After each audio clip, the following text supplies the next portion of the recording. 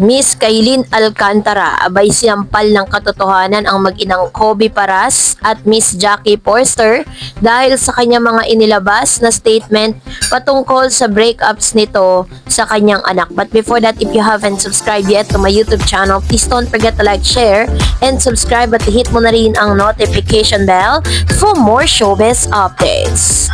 Bago tayo of course magpatuloy sa ating updates for today's video, nais kong pasalamatan kayo for always watching and trusting this channel. Thank you so much. Inyong palagi ang panonood at palagi ang pagsubaybay sa mga updates po natin. Maraming salamat po. At ngayong araw, pag-usapan natin ito. Panoorin natin ang video clip na ito. I believe that all heartbreaks or breakups are painful because you will experience grief. And grief hurts. It hurts so much to boy. But for me, it's an echo of love. We will mourn something or someone that once made our hearts full. Yun ang masakit. Yun po yung masakit. And to grieve is to know that you've had something worth losing. And with that, just that, it is beautiful. Oo. Pero pag heartbreak, ito yung parang kang hinahati, di ba? Oo na. The weather is gutted. Yes, somebody po. once told me na, during heartbreaks, it's as if you're gutted. Definitely. Pero the fact that you experience that kind of grief, what I call it is privileged grief, meaning po nun, inalaw mo yung sarili mo na magmahal at maging happy talaga dun sa tao o bagay na yun. First time to hear that. Privileged pain. Privileged pain. Na ibig sabihin, kaya ka nasasaktan dahil ang pinanggalingan nun ay sobrang pagmamahal. At And least loving is a privilege. Loving is a privilege. Loving is a great feeling, Tito Boy, and I hope everyone will feel that pure and genuine happiness. Naalala ko lang, Pagkatapos ng napakahabang panahon, matapos maghiwalay, ang dating mag-boyfriend at magkasintahan na si Mr. Kobe Paras and Miss Kailin Alcantara ay finally nagbukas ng kanyang puso itong si Miss Kailin para magsalita patungkol sa nasabing issue.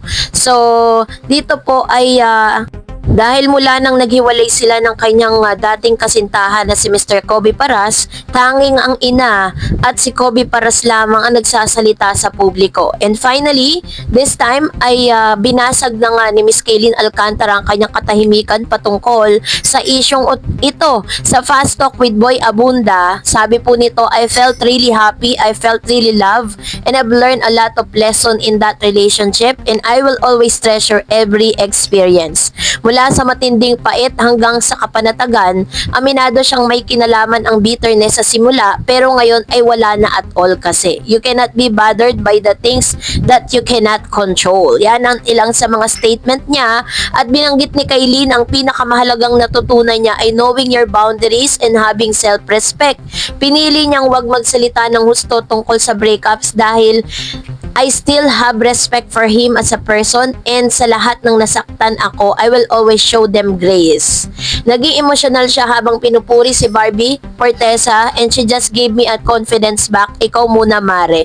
Nagbigay rin ng mensaheng positibo si Kailin. You will always survive. I am proud of you kung ano mang na-survive mo. It's nothing short of a miracle. So, sa kanya pong kabuuan ng interview with Mr. Boy Abunda, ay inilahad ni Kailin Alcantara na pinili niyang hindi magsalita noon tungkol sa breakup nila ni Kobe Paras dahil nananatili pa rin ang kanilang respeto sa binata. Kaya hindi po ako nagsalita kasi I still respect for him. I still have respect for him as person despite everything that happened. And sa lahat naman po ng mga tao na nasaktan ko, I will always show them grace. Sabi ni Kailin sa kanyang guesting sa Fast Talk with Boy Abunda nitong Biyernes. Sa kabila ng breakup, sinabi ni Kailin na may maganda naman silang pinagsamahan ni Kobe.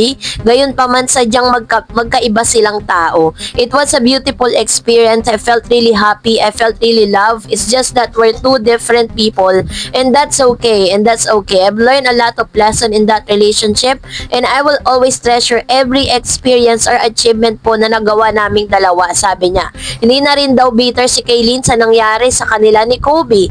I'm not gonna lie, at first there's a bitterness, but ngayon po, Wala na kasi, sabi niya, patuloy pa rin or naka-move on na siya na. But ngayon, wala na kasi you cannot be bothered by the things you cannot control. Sabi niya, inilahad din ni Kaylin ang kanyang natutunan sa nakaraan niyang relationship.